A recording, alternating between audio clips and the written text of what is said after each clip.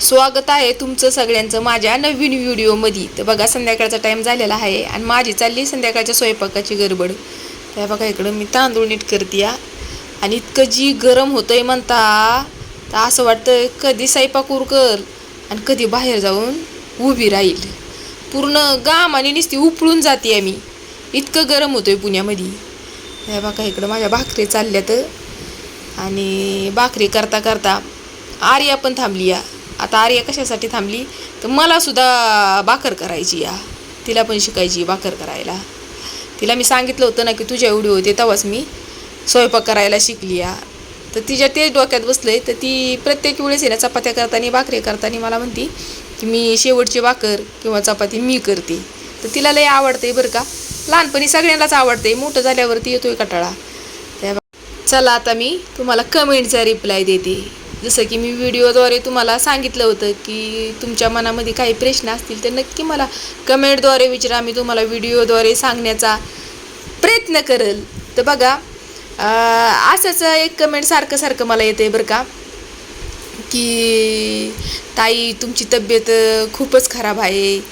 जसं की मला एक 4-5 वर्षापासून जी लोक ओळखते, 4-5 नाही 7-8 वर्षापासून म्हणलं तरी चालेल, कारण की जी टिकटॉकला लोक मला बघायची तर ती लोक आता हिथं पण आहेत आणि हिथं पण मला असे कमेंट करतात की ताई आम्ही तुम्हाला टिकटॉकचे व्हिडिओ तुम्ही बनवायचा तेव्हापासून आम्ही तुम्हाला बघतोय, तुम्हाला फॉलो करतोय पहिलं तर त्या लोकांचं मनापासून धन्यवाद की एवढ्या वर्ष झालं तुम्ही मला बघताय आणि एवढं छान कमेंट करताय, तर तुमचं परत एकदा मनापासून धन्यवाद।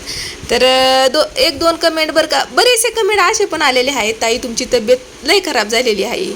तर जसं की त्यांनी मला 4-5 वर्षाच्या पाठीमागापासून बघतात, त्यामुळं त्यांना माझ्या तब्येतीमध्ये फरक जाणवतो तर बघा माझी तब्येत कशामुळं खराब झाली तर मला आहे ना थायरॉईड झालेला आहे आणि माझा थायरॉईड जे आहे ना तर थायरॉईडचं 2-3 प्रकार असतात की गळ्याला गाठ येणं, अजून कुणाकुणाची तब्येत वाढती जास्त वाढती आणि कुणाकुणाची खराब होती।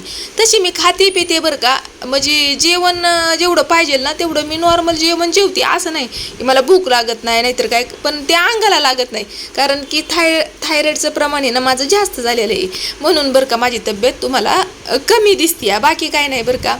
आणि थायरॉईडचं आता चाललंय माझं ट्रीटमेंट, बघू आता त्याच्यात फरक पडला तर बरं।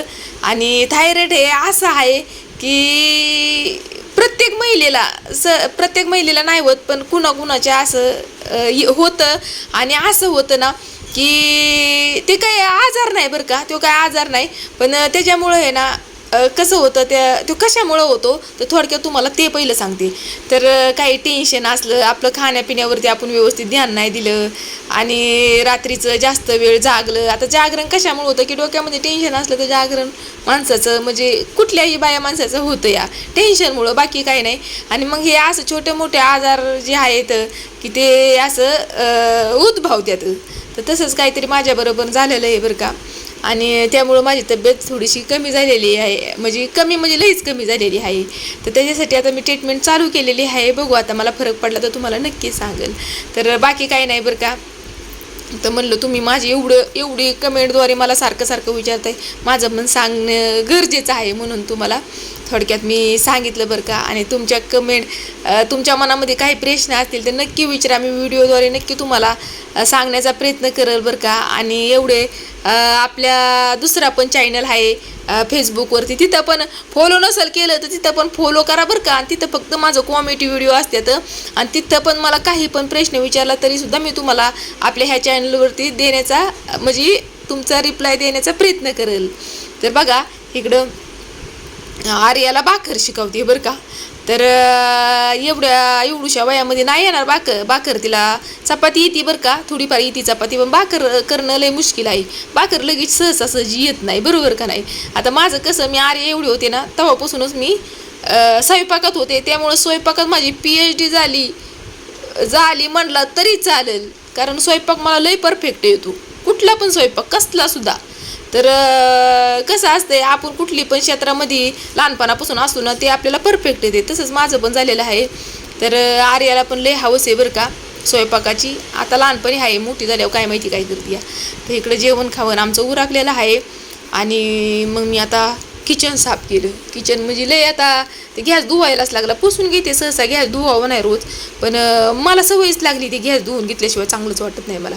तर त्यामुळं बघा किचन लय छोटं आहे, त्यामुळे ना कुठला पसारा कुठं ठेवावं हेच कळत नाही. आणि मी इथं आल्यापासून बघा काय स्वच्छता करत नाही एवढी, कारण हे काय सांगायचे तुम्हाला, घरामध्ये एवढं प्रॉब्लेम आहेत ना.